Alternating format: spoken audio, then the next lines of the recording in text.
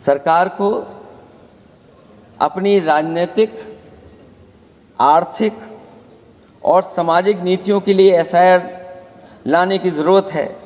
वो हर बार ये कहकर नहीं बच सकती कि चूक हुई है, क्योंकि हर बार सरकार ये कोशिश करती है कि इन घटनाओं से बच जाएं हम, केवल चूक कहकर करके।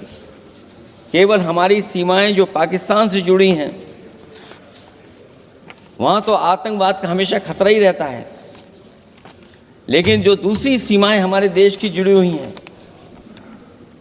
उनसे भी हमारे देश को लगातार खतरा बढ़ता चला रहा है। आज अपनी सीमा की स्थिति गलवान से पहले की स्थिति तक भी नहीं लौटी है।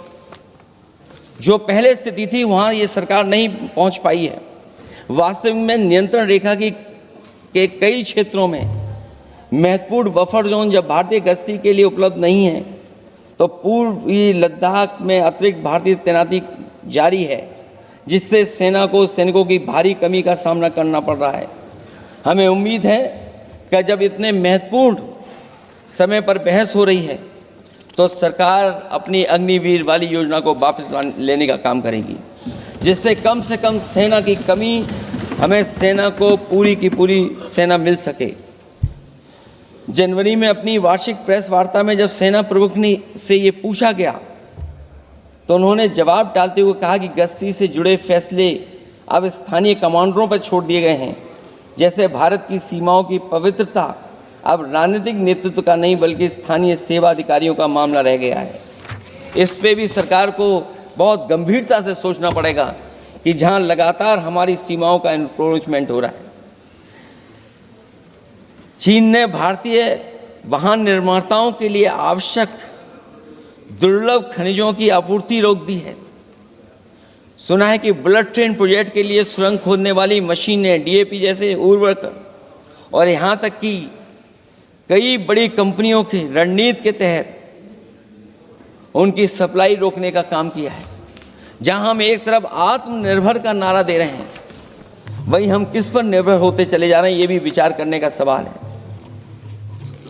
सुनने में आ रहा है कि कुछ महीनों के बाद सरकार बीजिंग में मंत्री अधिकारी सब मिलकर के कोई बहुत बड़ी मीटिंग होने जा रही है। कहीं ऐसा तो नहीं है जो कूटनीतिक भागदौड़ चल रही है, कहीं कोई हमारी कमजोरी तो नहीं उजागर कर रही है। इसलिए जहां हमें पाकिस्तान से खतरा है, उसकी सीमाओं से हमारा आतंकवाद आ रहा है, वहीं जो उसके पीछे खड़ा हुआ देश चीन, उससे भी हमें सावधान रहना पड़ेगा। और अध्यक्ष महोदय, हम सब समाजवादियों ने कई मौक़ों पर ये बात रखी और कही कि हमारा खतरा पाकिस्तान से नहीं है, हमारा खतरा है चीन से।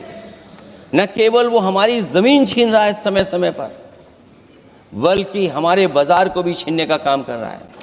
ये अभी कल कुछ कांग्रेस के सदस्य चीन का सवाल पूछ रहे थे। मैं आज पूछना चाहता हूं, 62 के युद्ध में क्या हुआ? 38,000 वर्ग मीटर, पूरा सदन ध्यान से सुने, 38,000 वर्ग मीटर अक्साई चीन का हिस्सा चीन को दे दिया गया। और वर्ग किलोमीटर ही बोला, वर्ग किलोमीटर। और मान्यवर, ऐसी ही चर्चा उस वक्त सदन में हुई।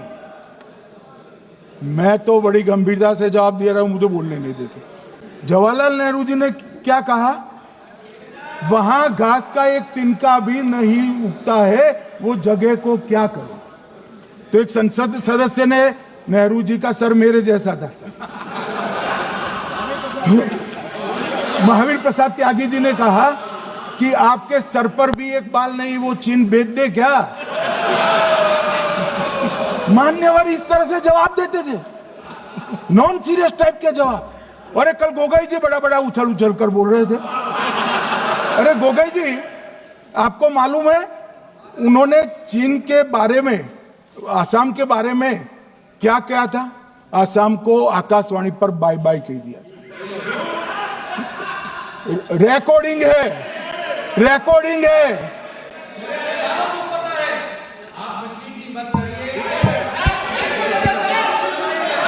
मान्यवर, मैं भी सहमत हूं, मैं भी सहमत हूं, पूरे असम को पता है। मान्यवर,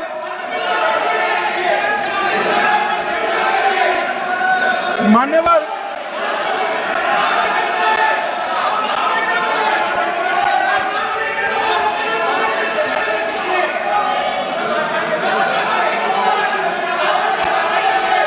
मान्यवर, मुझे मालूम है पूरे असम को पता है, इसीलिए तो वो विरोध पक्ष में बैठे हैं वहां पर असम में, पूरे असम को पता है। और मान्यवर,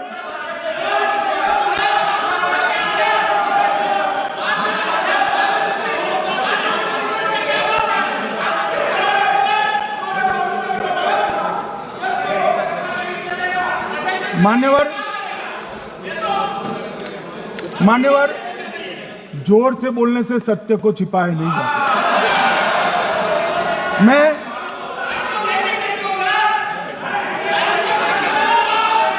मान्यवर, मैं selected works of Jawaharlal Nehru series volume 29 पृष्ठ 231 पर से एक जवाहरलाल नेहरू जी के पत्र को कोट करना चाहता हूं। अनौपचारिक रूप से संयुक्त राज्य अमेरिका ने यह सुझाव दिया कि चीन को संयुक्त राष्ट्र में तो ले लिया जाए, मगर सुरक्षा परिषद को नहीं, सुरक्षा परिषद में भारत को लेना चाहिए। यह अमेरिका का प्रस्ताव था। नेहरू जी ने कहा, हम इसे स्वीकार नहीं करते क्योंकि इससे चीन के साथ हमारे संबंध खराब होंगे और चीन जैसे महान देश को बुरा लगेगा। मान्यवर, आज चीन सुरक्षा परिषद में है और भारत बाहर है। मोदी जी प्रयास करें अंदर ले जाने का, इसका कारण जवाहरलाल नेहरू का ये स्टैंड है।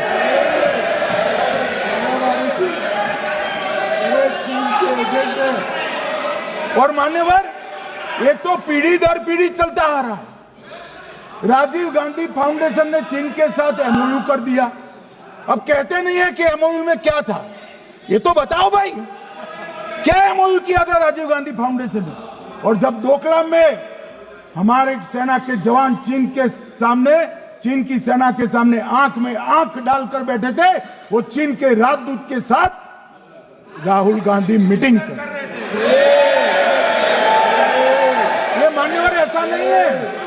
जवाहरलाल नेहरू, सोनिया गांधी, राहुल गांधी, तीन पीढ़ी तक के चीन का प्रेम उतरता जा रहा है।